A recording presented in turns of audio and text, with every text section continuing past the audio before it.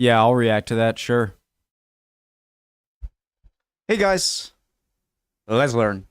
Why was line formation used? Preemptive like, do subscribe. Johnny Johnson. The original link to the video, top of the description. My name's Connor. If you're new, hi guys, let's learn. Do I have a guess? Do you? I have a feeling why it stopped being used. Because at a certain point, with machine guns and just large ammo output downrange, I feel like any advantage of having a lot of guns being able to fire simultaneously in a line would diminish compared to the losses you would incur with being such a big target.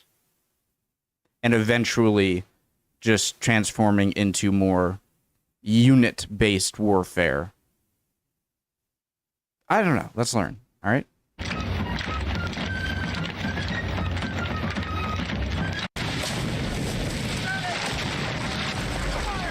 The line formation, a recent evolution in the history of formation fighting. Formation fighting in warfare has existed for thousands of years and has always been more important than superior numbers in battle.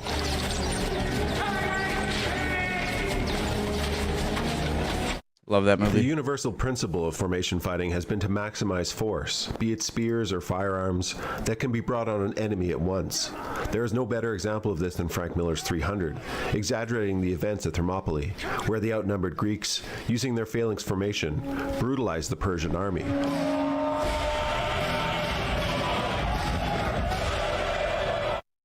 The invention of gunpowder altered formation fighting slowly.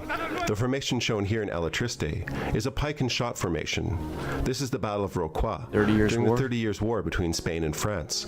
Matchlock muskets are being used, along with pikes, as muskets are not yet effective enough to be relied on alone, and supplemented traditional pike tactics.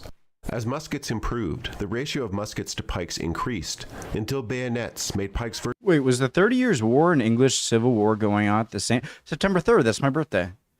At the same time? Yeah, they were, wow. Muskets improved, the ratio of muskets to pikes increased, until bayonets made pikes virtually obsolete. As muskets and rifles improved, so did the value of the line formation. Columns and squares of men formed into lines to maximize the number of infantry who can see and therefore shoot all at once. Thinner lines also kept men from shooting from deep within the rear of a formation, risking those in front of them. Friendly fire. That's terrifying.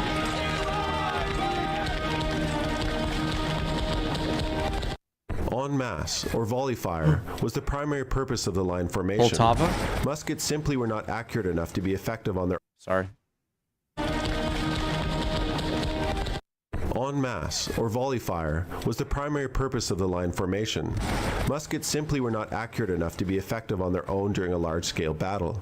However, volley firing a line of muskets at the same elevation and the same target created a saturation effect, guaranteeing some of the shots hitting the enemy.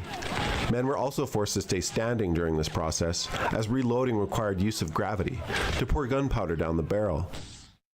Ready now, dogs. Bite. Pour. Spit. Tap. Hey.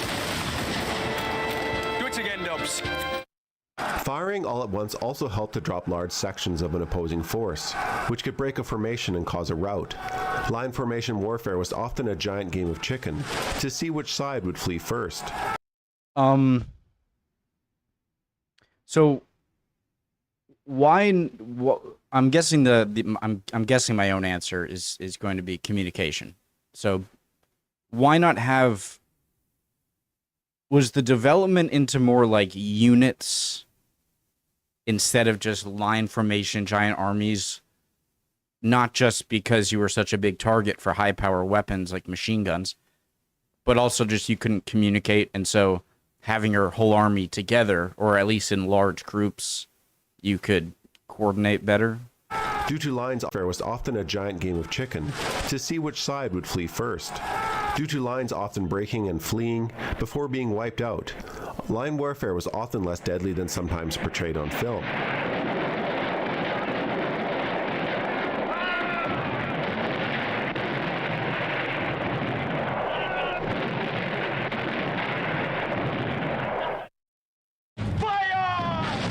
Lines benefited from a decreased vulnerability to cannon fire. Solid cannonballs bounce, and the thinner a line, the less damage it can do bouncing through it. Makes sense. There's a good example of this bouncing effect in Mel Gibson's Patriot. In the American Civil War film Glory, you can see how the human body does little to stop an iron cannonball. This scene was inspired directly from a Civil War diary. Jesus Christ.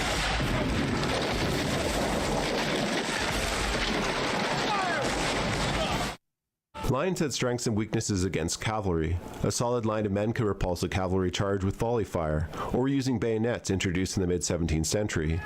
Well-trained infantry could form an infantry square to counter cavalry, which often tried to flank line formations. There's no better cinematic example of a square formation than Waterloo from 1970.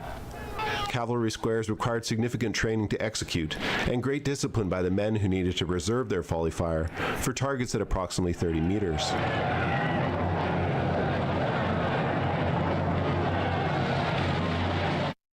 If a square fired too soon, the cavalry would charge during reloading. If the square fired too late...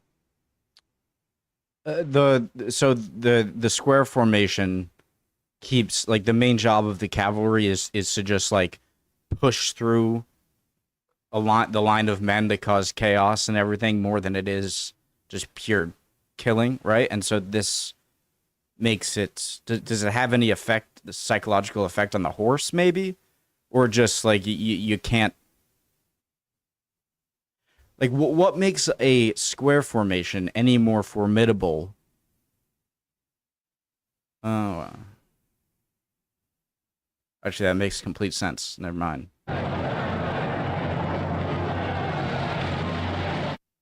If a square fired too soon, the cavalry would charge during reloading. If the square fired too late, they may hit their target, but the horses may still have enough energy to crash and break through the lines. That's not CGI. Like, this Waterloo, that's crazy.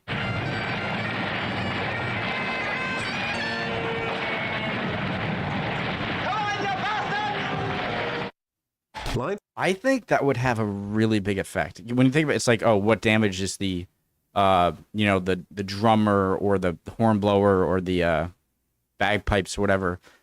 But if I'm on the side that the bagpipe guy's on and I hear it stop, that would have a psychological effect on me. And so that might be one of the more important targets, is hitting the drummer or the bagpipe, you know? Formations were a type of organized chaos.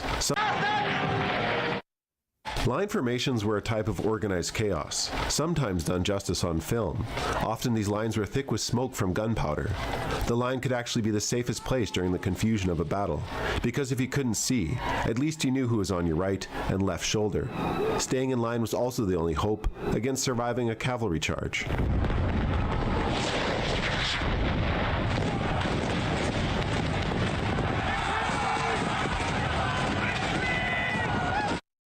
Line tactics did evolve slowly, to include fire in advance or withdraw, and 2 or 3 line volley fire, as most classically shown in Zulu. Great movie.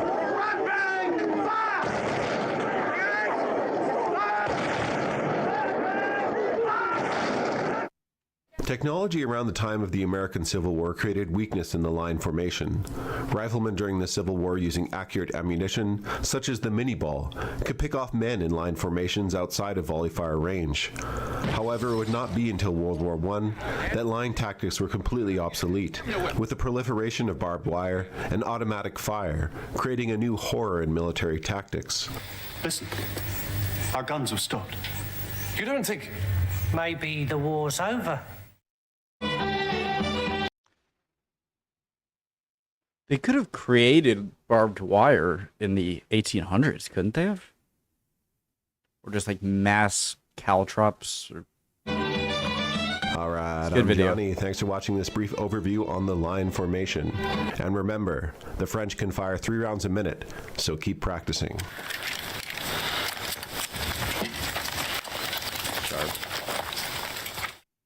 It's a great video.